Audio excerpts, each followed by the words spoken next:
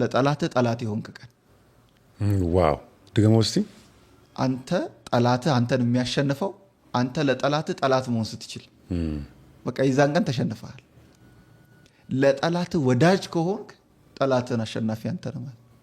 ኢየሱስ ክርስቶስ እኮ መሳሪያ እኮ አላነሳም፣ እጁን ነው ዘረጋው አይደል? ይሄ ሁሉ የዓለም ህዝብ ተማርኮበታል። አሁን እኔ አሁን በደም ስሬ ውስጥ ይሮጣል ኢየሱስ ሲባል ምን ነክተህ ነው የምለው። ግን አንድም ቀን አስገድዶኝ አያውቅም፣ ወዶኝ ነው እንጂ። የወደደኝ ደግሞ ጠላት ሆኜ ሳለ ነው። እና እኔ ጠላት ሆኜ ሳለው እሱ ወዳጅ በመሆን ነው እኔን ያሸነፈኝ፣ መጨረሻ ላይ ወዳጅ ያደረገኝ።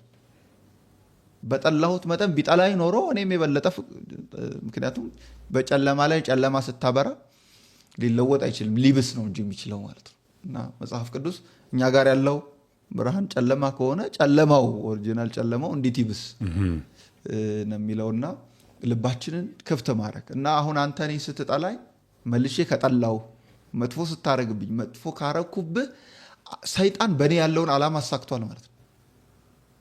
አንተ መጀመሪያ ሰይጣን ምን ያደርጋል? አንተ በእኔ ላይ ክፉ እንድታረግ ያደርጋል። ሁለተኛ ደግሞ መልሼ እኔ አንተ ክፉ እንድታረግ። ስለዚህ ሁለታችንም እንቀጣለን። የሰይጣን ዓላማ ይሄ ነው። አንተ ክፉ ስታረግብኝ እኔ መልካም ሳደርግ ግን አንተን ማሸነፍ እችላለሁ ወደ መልካምነት። ሲንግ ደግሞ ባዶ ይቀራል ማለት። ለዚህ ነው መጽሐፍ ቅዱስ ክፉን በመልካም አሸነፉ እንጂ በክፉ አትሸነፉ። ክፋት በክፋት አይሸነፍም፣ ጨለማ በጨለማ አይሸነፍም፣ ጥላቻ በጥላቻ አይሸነፍም። ዋው! ኢየሱስ የሚጠሉትን በመውደድ ነው ያሸነፈው። እኛም የሚጠሉንም የምናሸንፈው በመውደድ ብቻ ነው። አስበዋል? ኢየሱስ ክርስቶስ ቢያንስ ቢል አሉ አይደል? ኢየሱስ ክርስቶስ እኮ የገረፉት አሉ፣ የሰቀሉት አሉ። ቢያንስ ለነዚህ አልሞትም ማለት ይችላል እኮ። እዚህ ጋር የወጋው ሰውዬ እኮ አለ። እኔ አሁን ኢየሱስም ብሆን ለምሳሌ ቢያንስ ለገደሉኝ ሰዎች አልሞትም፣ እነዚህን አክብብባቸው ቀይ ነገር ብዬ ከነዚህ በቀር ብዬ ነበር። ኢየሱስ ክርስቶስ ግን ላደሙት ጭምር ነው የደማው አይደል? ለገደሉት ጭምር ነው የሞተው። ለቀበሩት ጭምር እኮ ነው ከሙታን የተነሳው። ገብቶሃል? አሜን። ለቀበሩት ጭምር ነው ከሙታን የተነሳው። አሜን። ለቸነከረው ሰውዬ ተቸንክሮለታል። ጎኑን ለወጋው ሰውዬ ለሱ ሰውዬ ተወክቶለታል። ያም ሰውዬ ጭምር ሲወጋው የፈሰሰው ደሙን ላፈሰሰው ሰውዬ ጭምር የሚሰራ ሲስማች ነው። እንደ ኢየሱስ አሁን ንጉስ ማን አለ ዓለም ላይ? ጦር ሳያሰልፍ የሆነ ነገር ሳያረግ ሳያስገድድ የዓለምን ህዝብ እየገዛን ያለ በፍቅሩ ምንም መትረየስ ሳይደቅን ማለት ነው። ስለዚህ ማህበረሰባችንን፣ ቤተሰቦቻችንን፣ ልጆቻችንን የምናሸንፈው ሴንተሩ ፍቅር ሲሆን ነው። ፍቅር ሲሆን ደግሞ ይቅርታ እየበዛ ይሄዳል። የምትወደውን ሰው ይቅር ማለት እኮ አይከብድም።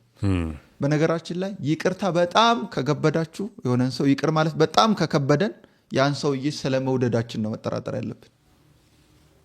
ኢየሱስ እኛን ይቅር ማለት እግዚአብሔር ያረገውን ነገር በሙሉ አብርሽ ያረገው ስለሚወደን። ለምሳሌ ሞቶልናል፣ ይመግበናል፣ ትዳር ሰጥቶናል፣ በሰማያዊ ስፍራ አስቀምጦናል። እንደገና ደግሞ ተመልሶ ይመጣል ይወስደናል። ይህን ሁሉ እንዲያደርግልን የእኛ አስተዋጽኦ ምንድን? ምንም። ስለሚወደን ብቻ። ባይወደን ኖሮ አይሞትልንም።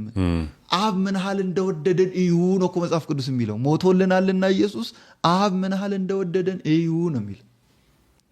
ስለዚህ እግዚአብሔር ለእኛ ያደረገውን ነገር በሙሉ ስለሚወደን ካደረገ እኛ ለወንድሞቻችን የምናደርገውን በሙሉ ማድረግ ያለብን ስለምንወዳቸው በቃ እንጂ የሆነ ነገር አስበን ከሆነ ልክ አይሆንም። የእግዚአብሔር ፍቅር አይባልም፣ አንኮንዲሽናል ላቭ አይባልም። ይሄንንማ ቀራጮች፣ ፈሪሳውያን፣ ሌሎችም ያደርጉታል አለ እኮ ኢየሱስ። በምንድን ነው የምትለዩት? ጽድቃችሁ ከፈሪሳውያን ከሰዱቃውያን ካልበለጠ መንግስተ ሰማያት አትገቡም የሚለው እሱ። ስለዚህ የበለጠ ነገር እኛ ላይ መታየት አለበት። እኔ አሁን አንዳንዴ ቀናለሁ ከክርስቲያኑ የበለጠ ሌላ ሰው መልካም ሲሆን እርዳታ ድርጅት አቋቁሞ ሰው ሲረዳ ምናምን በጣም ነው የሚገርመኝ። እንዴት ቻሉ? እኛ ያላረገው ነውን እንዴት አረጉት ብዬ በጣም ነው የሚገርመው። እና ሃይማኖትም ከሆነ አይቀር ከተፎካከርን በመልካም ነገር ብንፎካከር ጥሩ።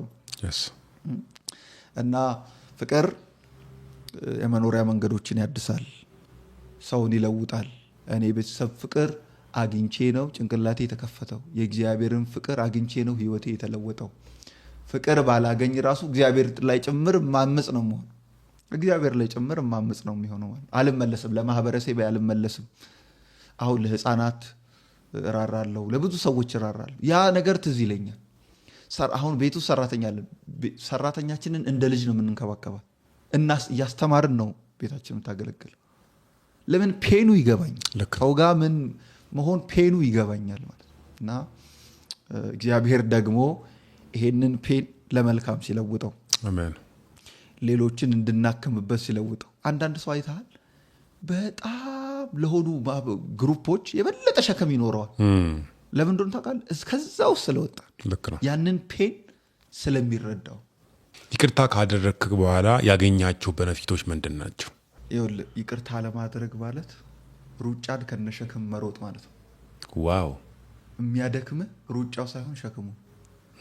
የሆነ ቦታ መድረስ ትፈልጋለህ፣ እዛ ጋር የምትደርሰው ስትንቀሳቀስ ስትሮጥ ነው። ስለዚህ ማራገፍ አለብህ። ቶሎ የሚከበድን ኃጢአት እያራገፍን ሸክም እንዳይሆንብን እኮ በምንሄደው መንገድ በሙሉ ሸክም ይሆንብናል። ስለዚህ ቤተሰቦችን በሙሉ ይቅር ብለሃቸዋል አንተ? አሁን ምን ጥያቄ አለው? ምን ጥያቄ አለው? በጣም የሚቆጨኝ ነገር ምንድን ነው? የበደል የይቅርታ ምናምን እንደዚህ ነገሮች በጣም የሚቆጩ ነገር ምንድን ነው? ያ ሰው እኔ ለምሳሌ ቤተሰቤ አንድም ቀን ይቅርታ ጠይቆኛል። እሱ ብቻ አይደለም፣ እንዳጠፋቸውም ላይሰማቸው ይችላል። አሁን ያነሳሁላችሁ እንዳጠፋቸው አይሰማቸው፣ ጥፋታቸውንም አያውቁምም፣ እንዳጠፉም አይሰማቸውም። ይሄን ያህል ኢፌክት እኔ ላይ እንዳመጣም የሚያውቅ ሰው ብዙ የለም። አየህ፣ እነሱ አያውቁትም። ከዛ ግን ቢያንስ ይሄን ሁሉ ካረጉ በኋላ ይሄ ሁሉ ከሆነ በኋላ እንደው ጥሩ ላይፍ ከዛ በኋላ ጥሩ ግንኙነት ለመመስረትም ሬዲ ያልሆኑ ሰዎች አሉ። እና ይሄ በጣም አስቸጋሪው ነገር ነው። ስለዚህ አሁን ይቅርታ የማድረጉ የመፎሱ ጉዳይ ሙሉ ለሙሉ ኃላፊነቱ አንተ ላይ ይወድቃል ማለት ነው። ምንም ኤክስፔክት ሳታረግ ከአንተ ጋር ያለውን ነገር ነው ማቋረጥ የምትችለው። ይቅርታ ማድረግ ይቻላል፣ ለሌላ ሰው መትረፍ ይቻላል። ጉዳቱ ግን እስካሁን ፔኑ አለ። ጉዳቱን ግን መሻር በጣም ከባድ እና ቤተሰቦችን በሙሉ ይቅር ብያቸዋለሁ። እሱ ብቻ አይደለም